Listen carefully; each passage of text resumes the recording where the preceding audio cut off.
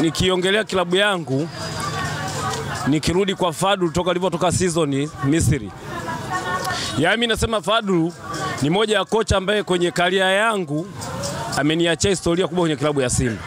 Kwanza alikuja alikuta ni timu ambayo wachezaji hajasajili yeye, lakini ametupeleka finali ya shirikisho. Mbali na finali ya shirikisho, msimu uliofuata ambao ndo msimu huu alioondokea, ametusajilia wachezaji. Kuna kijana mmoja nimemuona jana anamuita Morris.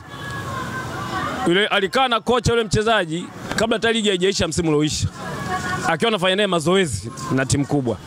Lakini mwishowe akasema huyu mchezaji nataka abaki na akamsainisha. Nimemuona jana yule dogo anachokifanya. Simba tuna wachezaji. Labda tu kocha alikuwa bado, kwa sababu mwanzo wa ligi mimi naamini Fadlu hata kama angelibaki, watu walikuwa wanadiscuss kwamba labda wenda Fadlu hajapata mfumo au haeleweki. Lakini kuelekea msimu unavyoanza, mechi za awali klabu bingwa na ligi huwa mara nyingi cha kwanza ni matokeo, sio kufurahisha watu kucheza mpira. Na hiki nakiona hata kwenye upande wa pili. Watu wanalalamika kuhusu kocha wao, wanahisi ni Yanga hii. Unajua Yanga si kama anaangaisha na vilabu vya Tanzania, hapana. Wanailinganisha Yanga iliyopita na Yanga ya msimu huu namna inavyocheza. Lakini kocha anachoangalia mwanzoni sasa hivi, mimi na meta kocha wa Yanga mwenyewe, anachoangalia kwa sasa hivi ni timu kwanza ipate matokeo. Hicho anachokitaka wa mashabiki au na mazoea ya watu wa Yanga kwamba mpira unacheza mzuri kitakuja baadaye. Mimi sina mashaka na yule kocha, ila kila mmoja na mtazamo wake. Lakini Fadlu kuondoka kwake ametuachia faida kubwa sana kwa aina wachezaji waliotuletea.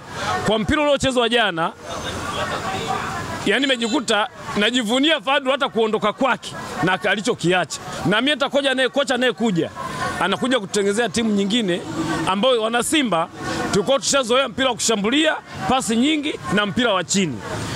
Huo mpira kwa aina wachezaji walikuwa nao ni wenye asili ya kucheza mpira huo, ambapo kwa jana kila mmoja, mimi kuna mmoja kaniambia wale jamaa kukamilika, kama usingekamilika wale usingeingia uwanjani. Kwa sababu kuna idadi ya wachezaji uwe nao ndio waingie uwanjani. Wale walikamilika, kama usingekamilika tulikuwa tunapiga nyingi wale. Lakini jamaa ametupa ushindani. Toka muda saa 7 nilikuwa nasikia kwamba wako 8, golikipa 2 na wachezaji wako 6. Nikasema sawa, tutapiga 10. Leo tu huyo Soa atapiga 5 peke yake. Nilipokuja kuangalia game naona bado watu wako wengi. Wale wachezaji hawakuwa pungufu na ndio maana walicheza. Kwa pungufu kwa uwezo wa Simba, wale tungefunga mengi. Tena wametusaidia kuelekea mechi ya Jumapili kwa kile alichokionyesha. Kwa kushinda goli 3. Unaweza kaona hata wao wenyewe wajua wamecheza mpira.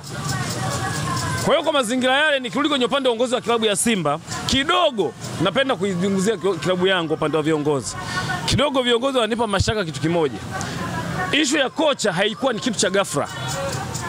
Nina imani hata wao walipambania kwamba wambakishe. Wakati wanambakisha, process za kocha na imani wao walianza kufanya utafiti. Kama hawakuanza, kidogo wanatuangusha.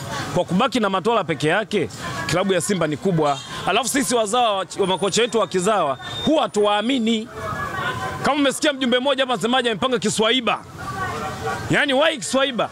Mzamiru mimi alipoingia na kwa muda aliokaa bila kucheza na kile alichokionyesha, siwezi kuona kwamba ni shida.